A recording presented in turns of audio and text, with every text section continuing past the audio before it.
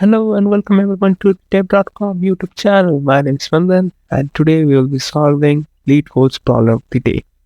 The name of today's problem is check if n and its double exists.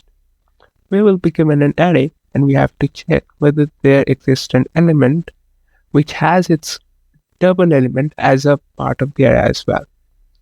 Basically,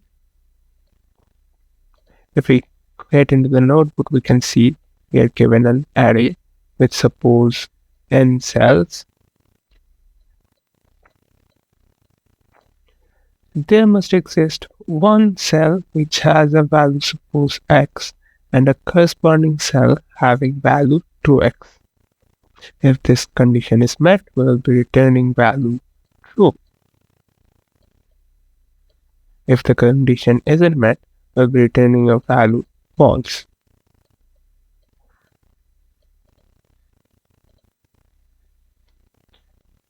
So, moving on. How do we approach this problem? As you can see, we are given a few constraints. As you can see here, we are given some constraints. So, there are two ways of approaching this problem. One way would be the brute force method. Let's go ahead and discuss the brute force method first. In the brute force method, we will have our array.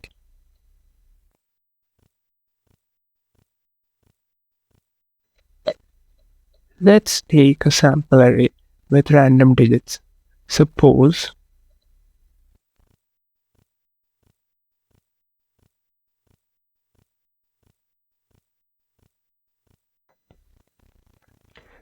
we are given an array like this. We will have a red pointer at the start index, and a blue pointer will be rotating through the array. On every step, we will check whether this red pointer is half of the blue pointer.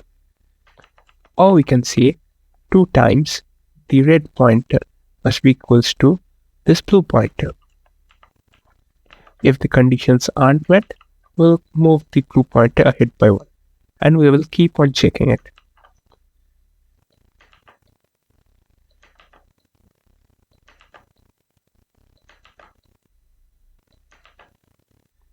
Once we reach the end of the array and the condition is not met, we will increase the red pointer by 1 position.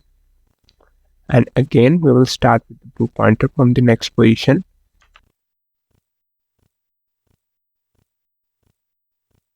Once the condition is met, we will be returning a true value.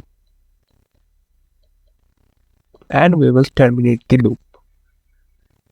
If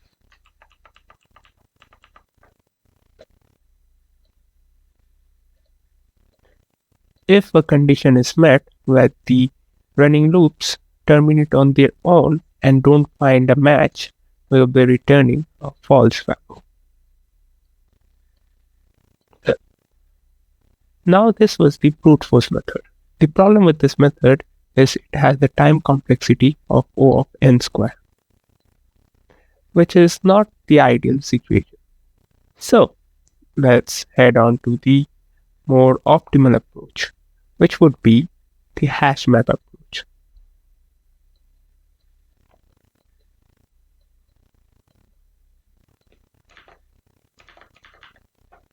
What the hash map approach is about is we have to keep an end. What the hash map approach does is it keeps a separate block of memory reserved just for checkers.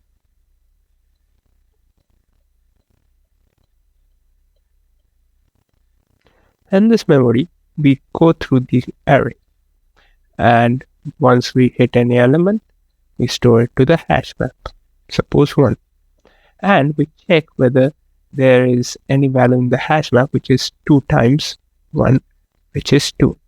We go ahead and check it in the hash map. If it's not found, we proceed. If the conditions aren't met, we proceed.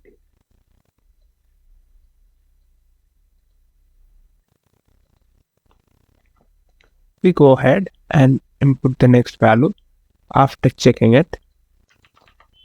In each step, we also check, suppose it was an even value, 8.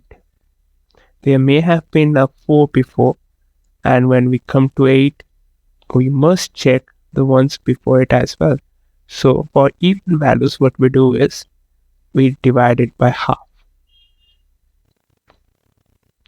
What we do is we divide it into half and check whether these values are present in the hash map or not. If they aren't present, we keep moving. If they are present, we return true. Similarly, we will be inputting 7 since there is no 14 in this array. And then we will move to 5. There is no 10 in the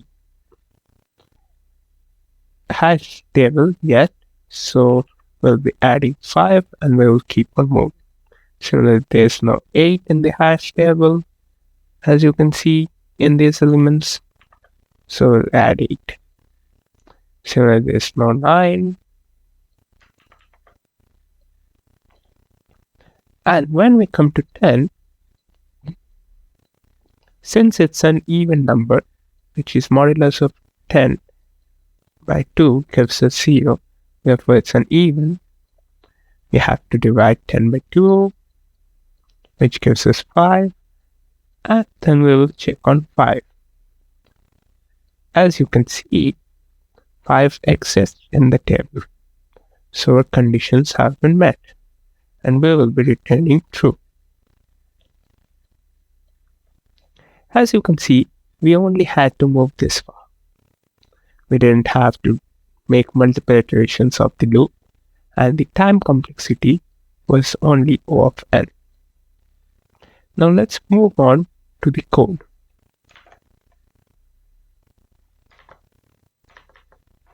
Since the order really doesn't matter, we can get away with an unordered set.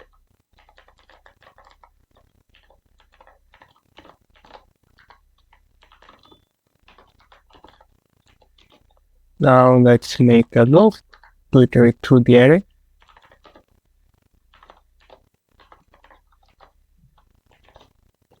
Now the condition to check for our requirement.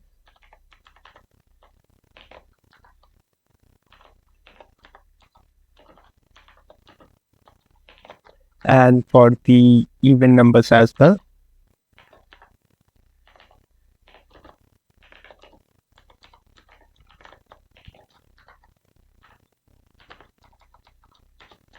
We return true when the conditions are satisfied, and if they aren't, we insert the number into our hash table, and when the iteration completes and no conditions are met, we return false since we didn't find a suitable case. So let's run the program. We don't see any errors, which is good. So let's submit it. And as you can see, we have run in 0 ms. We beat 100% of the solutions. Thank you for watching. Hope to see you again next time.